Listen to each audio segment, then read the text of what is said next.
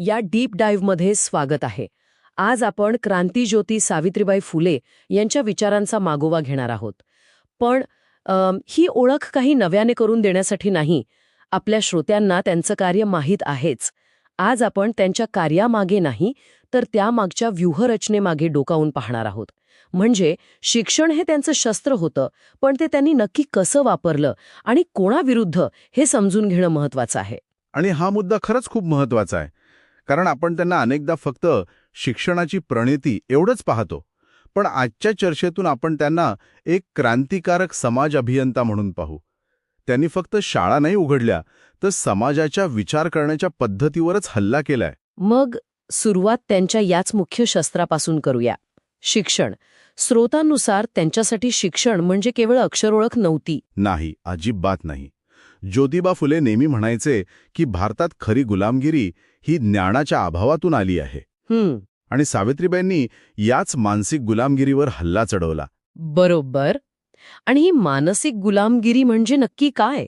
म्हणजे शतकानुशतके जे नाकारलेलं जीवन आहे तेच आपलं नशीब आहे असं स्वीकारण्याची वृत्ती. म्हणूनच विद्येविना मती गेली, मतीविना नीती गेली ही केवळ एक म्हण नाहीये, ते एका सामाजिक आजाराचं अचूक निदान आहे. सावित्रीबाईंनी हे ओळखलं होतं की ही साखळी तोडायची असेल तर सुरुवात ज्ञानानेच करावी लागेल. आणि इथेच तर त्यांच्या व्यूहरचनेचा सगळ्यात धाडसी वाग सुरू होतो. त्यांनी हा विचार थेट समाजाच्या त्या घटकापर्यंत नेला ज्यांना ज्ञान मिळवण्यास सक्त मनाई होती. हो, म्हणजे स्त्रिया आणि तथाकथित खालच्या जाती. अगदी. मुलगी शिकली की संपूर्ण कुटुंब शिकते, हे त्यांचं वाक्य हे फक्त एक घोषवाक्य नाहीये, ती एक रणनीती होती. हो, याला ज्ञानात्मक बंडखोरी म्हणता येईल. कारण जेव्हा एक स्त्री शिकते तेव्हा ती केवळ साक्षर होत नाही, ती प्रश्न विचारायला शिकते, ती तिच्यावर लादलेल्या रूढी, परंपरा या सगळ्यामागचा तर्क शोधायला लागते. त्यामुळे स्त्रीला शिक्षण देणं म्हणजे पितृसत्ताक व्यवस्थेच्या मुळावरच घाव घालण्यासारखं होतं. अर्थात ह्याला प्रचंड विरोध झाला असणार. आपण सगळेच त्यांच्यावर शेण आणि दगड फेकले गेल्याची घटना ऐकून आहोत. पण मला हे जाणून घ्यायचंय की हा विरोध फक्त काही अडाणी लोकांचा होता की यामागे काही ठरवून केलेला वैचारिक विरोध होता? खूप चांगला प्रश्न आहे हा. हा विरोध केवळ गुंडगिरी नव्हती, तर त्यामागे एक वैचारिक भीती होती. तत्कालीन धर्मग्रंथांवर आधारित अशी एक धारणा होती की जर शूद्र किंवा स्त्री शिकली तर सामाजिक व्यवस्थाच धोक्यात येईल. अच्छा. त्यामुळे त्यांच्यावर फेकले जाणारे दगड हे केवळ दगड नव्हते, तर त्या वैचारिक भीतीचं ते भौतिक रूप होतं. आणि यावर सावित्रीबाईंची प्रतिक्रिया पहा. त्या म्हणायच्या, तुमचे हे शेण दगड माझ्यासाठी फुलांसारखे आहेत. हे फक्त धैर्य नाहीये, तर त्या विरोधाला प्रतिकात्मक उत्तर देण्याची एक पद्धत होती. म्हणजे त्यांचं काम हे शाळेच्या वर्गापुरतं मर्यादित नव्हतं. त्यांनी सामाजिक संकटांमध्ये थेट हस्तक्षेप केला, बरोबर? नक्कीच.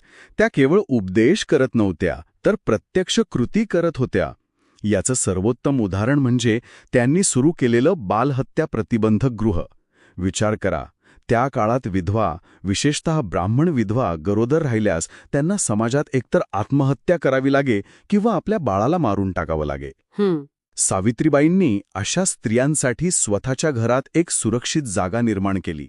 ही एक अविश्वसनीय आणि खूप धाडसी कृती होती. त्यांनी फक्त हक्क सांगितले नाहीत, तर आयुष्य वाचवलं. आणि याच प्रवासात त्यांना फातिमा शेख यांचीही साथ मिळाली. हे आंतरधर्मीय सहकार्य त्या काळात कितीतरी पटीने क्रांतिकारक ठरलं असणार. बरोबर. फातिमा शेख या केवळ सहकारी नव्हत्या, त्या या मिशनच्या अविभाज्य भाग होत्या. आणि ही मैत्री हेच सिद्ध करते की सावित्रीबाईंचा लढा हा कोणत्याही एका जातीपुरता किंवा धर्मापुरता मर्यादित नव्हता. तो माणुसकीसाठी होता. अगदी. माणसाने माणसाशी माणसाप्रमाणे वागणे हाच खरा धर्म आहे, हे त्यांचं तत्वज्ञान त्यांच्या कृतीतून स्पष्ट दिसतं. तर आज आपण पाहिलं की सावित्रीबाई केवळ एक शिक्षिका नव्हत्या, तर एक सामाजिक व्यूहरचनाकार होत्या. त्यांनी ज्ञानाचा वापर मानसिक गुलामगिरी तोडण्यासाठी केला, विरोधाला धैर्याने उत्तर दिलं आणि प्रत्यक्ष कृतीतून समाजाला एक नवी दिशा दिली. हो, आणि जाता जाता एक विचार खरंच मनात येतो. सावित्रीबाईंनी एक संदेश दिला होता. समाज काय म्हणेल याचा विचार करण्यापेक्षा आपण जे करत आहोत ते सत्याच्या वाटेवर आहे का याचा विचार करा.